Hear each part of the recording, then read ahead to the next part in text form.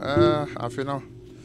Cool. They say now what you mean money away, and they on the 14th January. Was one for coffee capital, my bar. Can you and some phone who can't be one can't be. Only men's gold in San Simeon, Pagwisi, and Crawford be misinformed in a sense they say. Omutimika says, Senka buying and close men's gold. Can men's gold, a buying and close men's gold. Men's gold in an close no. Will be a becassa a buying a good men's gold, be an answer a buying a cotton men's gold, Mubiano. No, men's gold, ye frail or ma, ye catch your almost say, Omunko for Monkrata, chere say, a juma mu yeno, a ye anasa ye bino, or mokoye, or ma mebu, and or my starting say, and our yomo managers, ye transfer omo, and ye say, ye betty anasa, rete santam. And Timona Motiwana, Muya misinformed, no, especially more person with the politics. Minamo Yadune, and NDC. MPP for business the DKM, politics. By no credit, eba kope. Men's gold, a buying good men's gold. Men's gold na ne good no. Se munima, munya sa, mobejira TV swa, and I buying na, and Castella or as you in a juma, or na ne good Asempa FM. I buy a juma. Okwa buy on a buy se mo. What's your year juma we? Confirm what dance die. Let's say Juma wo ye ni kofa adansi de ni bra okoye wansa maybe enti mo a sebi empempi no ya na enya momfom so because emfaso de obi apemfaso obi ka cho say bra beje mfaso a obeko ba mo so asem ba mo hwe hawa mo beka no ade ba ko pa e wo say regulators anasa aban ani ne nnwumakuo ehwebo amanfo ho ban pa ba ko the fact is say yet to chrome her Emma all of a sudden what you are show real estate developer once I see 300 plots what Tony say woman 500 who tell kakra busumi sia no ayese busumi sia be no obekona adwuma na gu oh real estate we yaba ono kra dia obema cement obema blocks wokọ den bosumi miensa wobekọ wajusika konhwan na egu Ghana ha ye ni han atwe amasa dream na abana enne radio stations TV stations dewura ye bodo no ena asomesi hwan wo kobo dewuro no why verification ehun se akwa na obeton sa niema no hwe baby to say yes ye free honomo is Legon Hills mama akua omo wa bro chira ye di East Legon Hills ebu omo say ye East Legon you don't have any idea East Legon Hills and my East Legon baby East Legon Hills practically no what you cry now Madina ho baby as you say East Legon wo ko do honoma abro chira fo a ye di ebu omo on the internet Asemfem mrafo no me honorable Atachia who na minister for works and housing honorable Miss Ramo Sadia way mo hwe na mo regulating ye because how any atetia amafo komu no abukatafo aba what one man show hwan oyibi baby amoka no so no edini kwa minti bi krada ni aye na ye wo 1000 plus ena ye de wo discount asia enche no abeye lan yes ena ga na obi apese wo sisi dan because adansia I was saying KBA yesi eye housing kama aband ye wom ankran for the wom no aband ye na wo si ni kra no wo si na duru baby a na aka ni e de sika kwoshem na aka enti nkofo ani abre ye pe baby atena but the maybe say identity the yeso ya ahwehan ama bonefo a omo beka ensema ede oh ena ye ho de wo bet scan ba ya oh ya ye kwan ya ye wei ya oboa mesu omoboa azafo nkoa na de have ya ne say almost omobo dewuro no omo responsibility to say because so bebo dewuro akire me say asomasi ena one plot ena we say e bi na me somehow many enkrofo a wo say state announce aban enya na nado akufo ado muntie ne ye aban am protected the depositors of men's gold. My maker, the reason why I'm saying that in say Asempa Bank of Ghana nenu muton say as far back as 2016 and our boy Koko say on dia on register men's gold so when you ska and the word you about Koko to one no yeah ahwe my question is investigation be no more within 2 years now after na last November because the omuye majuma ya quickly as an company agency omuye in charge no echo close to men's gold to save the people who went in 2016 up to today. That is how it's done everywhere. America, the reason why you want police for ne say minu mienu yentimi nchinipa but police the yen dey to me out to say hwe police for wo ma me akua wuti we say me ka che police for say ma me akua fie me gidi say oton enuboni wo ho na because nkofo ba ho ahomachi nkofo ba ho time ani kwase ni pa ba ho wo ma dia a police for ye wa me koye investigation wa mo ba obi kura wo sheda ebe tena mabobo no aso ye bodamini aso ye sei na wo hwe ento mu sampa adanse die wo ho se sa dwum na omu dia ni aba becho. That is where the state failed from 2016. Yes, because the Bank of Ghana a state agency ebe ka kire ye say there's an issue our money men's gold wo because omo as a bank no your man men's gold for crat as your muniska. And the Ghana for nya ye, well, this is about to obiano. Now, more as a regulator, no. What further investigation? And I'm here. I'm from 2016 up to say October, November last year. And in some Asempa FM. But to regulators, Munima Juma, a been a making say, and Sasia Nankrofor, I am real estate dealers. I am bua crofo. Me sha mo no for there. Ye buo me. Because no be afi say, me dem sika bra busuafo a, ebusuafo be di ntino. Ma me fan koma real estate developer. Na kan dem meba no awie mi dan. Ah, hawa crofo kom no. Ono abo atachia. Eye department. Minim the regulating agency a. E che wase. Ba sa same way, ye betra ho dachi. Ye ba be kan wasem eya chedodo 0302 216 545 0302 216 546 0302 216 546 0302 216 545 obetimi no afre na de wo so adwen kiraba me de me bokoko me sisa ene se obi won sa se wa ha friend say kasoa then kron kra me say baby on bokra me ndinda then omo bon kron baby a eni ni hono na da bia omo de bu nkrofo me de minim your friend say omo say your East Legon Hills e de na East Legon about that place address no kwa East Legon address no kwa ya denta sa so mi say ho adenta magina maboko bi area ho ba bi anasa ayi ba from say ashama net kroma na nkofo ebu nkofo.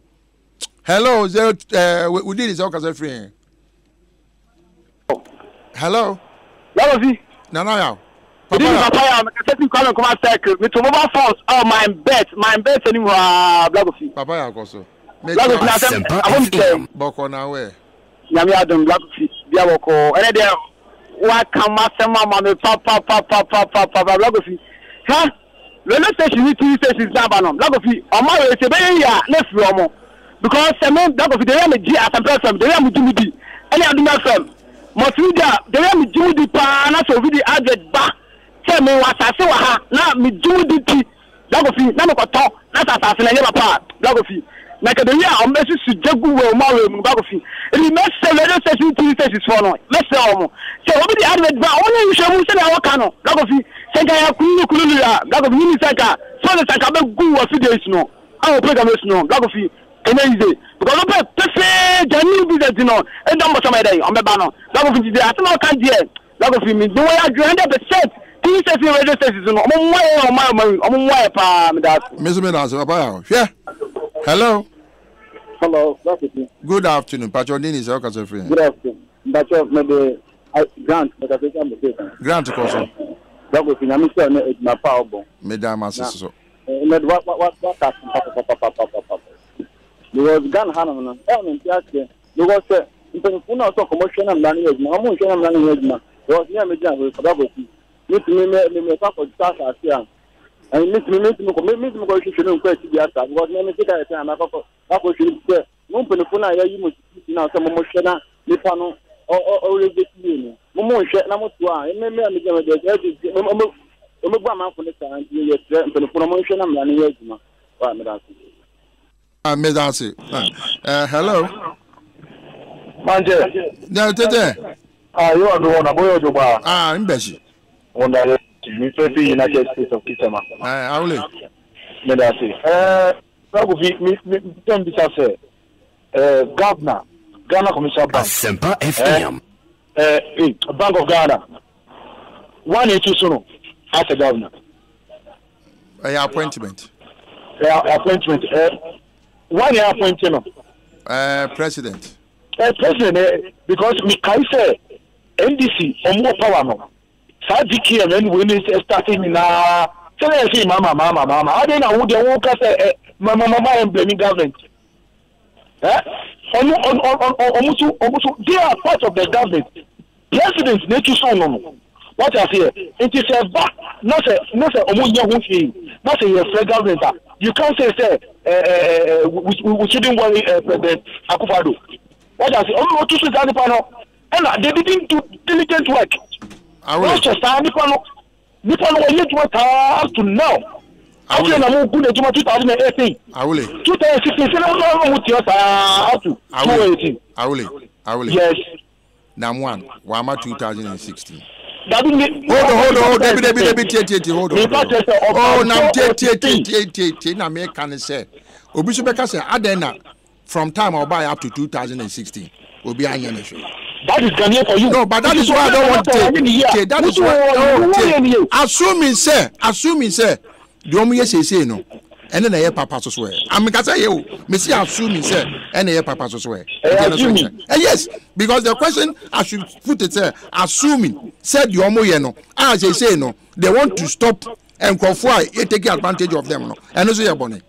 Kofi Ibi Anwabakwa Koloboa. You see, president. Oh, that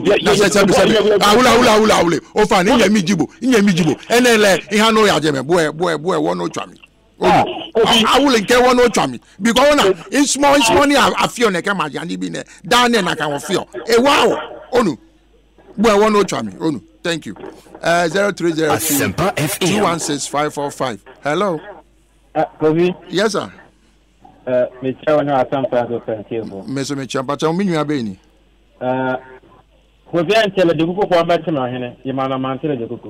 Momo. The only Emmanuel and Mante in the I said the entire America says, I was a family this year. Now my valley, could not make one of my dear video. Now I couldn't saw him for him. There's so much meeting on him. Hey, I smoke a can California Bagoon. And I'm not I couldn't attention. I'm one no Cassie. You would your cost, baby. Would your cost, yeah. Damage control officer we need. He said, "What guy? What damana? What's my day? What guy bought back all damana? I got them the other day. And a damage control officer we there. Damage control officer phone to me yet. And the Asema me start program them can in a month as your own. Mama tia tia. Enough your money. Master, you be most about all said. Me patriotic. Ima. Radio. Enema miensa na ye. Inform, educate, and entertain. Yentimi need the only entertainment aspect. And I say we no. Eye 3. Enti ye o say ye ni miensa nyina. We should inform, educate, and entertain. I agree. So at some point, that is what was done. The question is, enti the oye no no na say nya. And oye bibi fofra. Eye boni ana. That's my question. Ima we are going to Emmanuel as one bisa no me can say as mo kan nyampo but me pa just assuming say enra Bible kra say enra na me ya akora ene manyini entimini ye different.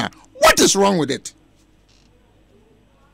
I'm say oko hello Pani me pacho me Joshua and na dey we an baba papa Asempa FM Because okay, I may say, I have radio. One minute, essentially, for 5 years. Which there was a no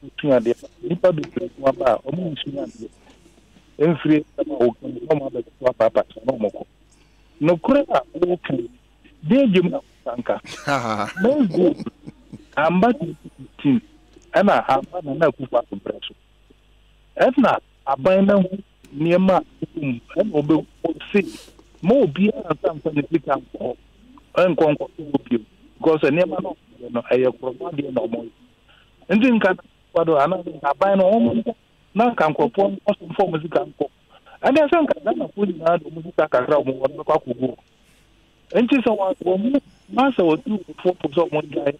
Nasa go pass and go one present wife. Some more politicians almost more the DKM. Politics. Almost do it. I am in note. I say, Bible said, "No, na me nyini, na me yakora." And not the my penny. And imagine a different from a nra. And I don't get it. Opening now maybe say lenses now issue no then na fake lenses bum. And anything that they be oba na maybe say former governor of Bank of Ghana or Tigana higher than omunchina that day.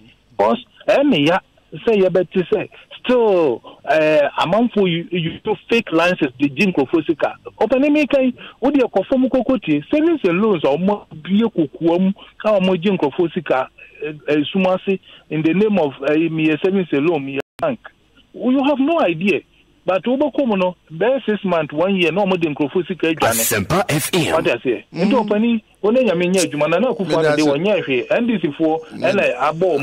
Mamma Corners, I'm almost a Becasses, and tell me say, Yamoba Muni and new film. Hello. Hello. Good afternoon. Good afternoon. Pachawana Minicas, now Udini saying. Ata, hey. Atideng yanko pondom boko me pacho atakoso ofa yes akomu yes isi awo enye ne sha ya che obiri konko apenso se eya na emu ya na ye me mobon se Ghana fo ya boye ntirimu ko se sisi na ye beka sa yenye ya adwin si ewisua de yenye ya adwin so si ye beye bibia ma yenyan kasa ye ho you be better any idea actually. Company ono establishing ne ho 5 years ni. Na obi aba no hu se bibi nkoso. Na omo tutu no o ma na se company na gu ne ho a. No bi sorry a o se president. Obi sorry o se na ye we. I mean we are not serious. Intin konto aso engine crofo sika. So eya na ye mobo eya ata emu eya obeje me konim so emu eya yes Ghana for ye ma ye ni na ho ni nja ye na do we na joma hama na say emwa ye ni na emwa me no ye ne sa ye yan ye sika ka mu no he sika ne de sa obi be fedi keke by si ye ma ye ni da honum ni ye kan ye hu bom so ba akofo a ye focus e wo bibi so a I think that there will be a good result. But yeah, any MPP and DCP and you see can amount for the very cheap boom. Why? Me that's yeah. Any cow. Asempa FM. Hello. Hello. Me maka. Me see. Hello. Kofi. Yes sir. Melana kate. Ana o shada yimi for the sana imano mante. Dabi. Man you free so. Okay, ma men come master. Kofi. Yes sir. Sir maybe o man penyi bi aka kire ye say DKM. Brana ono ka sa asem no oni mi say na de no man penyi na former president no no the target no oni da say na nya ono. Ima. Me ba ada na make up mama nka say mama nwa that no be me Kofi. Ima mama nka asem ncho tie me pacho. Me ye di show ima me no. Me ka say station na ne say I was here timi edi magana etum ponko animu. Asema wo ka no say MPP ni frɛ no obeka sai bibi sa me ma ne kwan enti me aka say ma me emfa nya kofo sika o the program is a man for candidate again is the same but all allow me support me pacho atafre se si a assembly no kan atafre assembly no kan the okasa na tabeka say no the okasa na tabeka say no no kan ma make the okasa we dey ma kan make the okasa okasa come on mintie Kofi mitio we dey kasa ma make say chop bank of former bank of Ghana no don't know no ho no no who say amaduma na papa na ye no all do say duma no pam na kwa so but o say protect the people of music go ho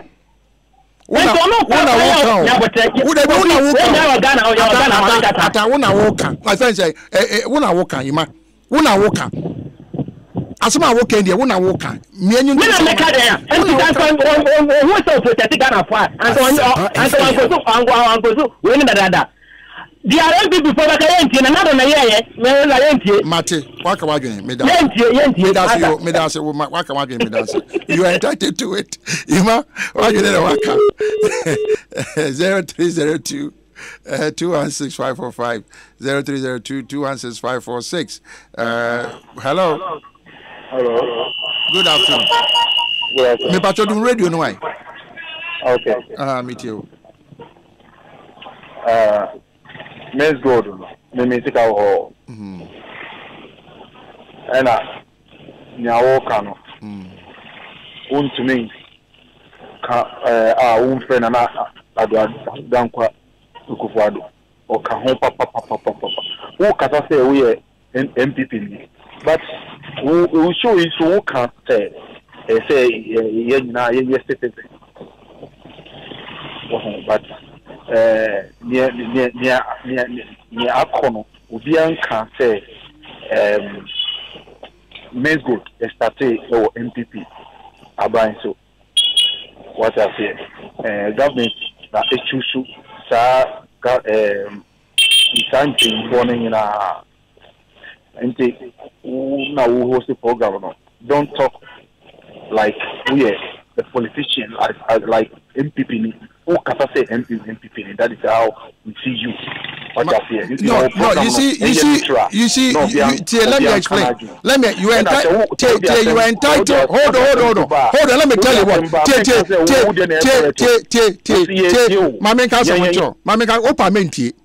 That's what I'll tell you. Because let me tell you what.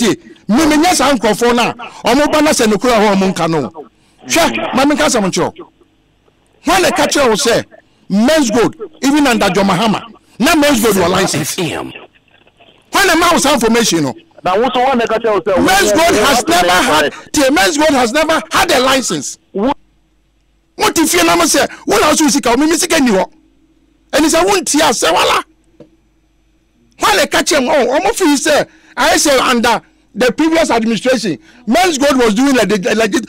He was not. Will be a men's gold license from 2013. Amokano, our geno say men's bank. Our this year as a K-coin. Nobody gave him a license, and they are not blaming NDC or the president of the president of Mahama because men's gold regulators enya aban no a president no oma no so mo hwe e ma ne ye adwuma papa no ma anye no e na o se ye de so bobo wo mo na munyai ga na nyeye mo betra ho na mba se mo ba ye beka no kure obi ko wia minu mienu sika obi ko di minu mienu sika a wanya bi ennie na wo de NPP flag akata no ho mo de NDC flag akata no ho na wo tu fie na komo dew na wo hu de wo ya wo free station na wo kansem hunu munya sasem NPP ni NDC fo nyina mimi so obi aga na wo enukro ya ba akopɛ mi aha mi tie se ya nukro mi di ka me se mi di state anasa aban ho ya se from 2016 asaba ba ya se men's gold enyema ho ye nya no e die na aban ye ya o de ball enkofo mo ba after 2016 no e ho ban mu tie Asempa na mo ya mo nyansem no a kire be sa to aso kanawu ensemfu ehu wo ka wo bewu wan ka wo bewu media meka won tie ase ejai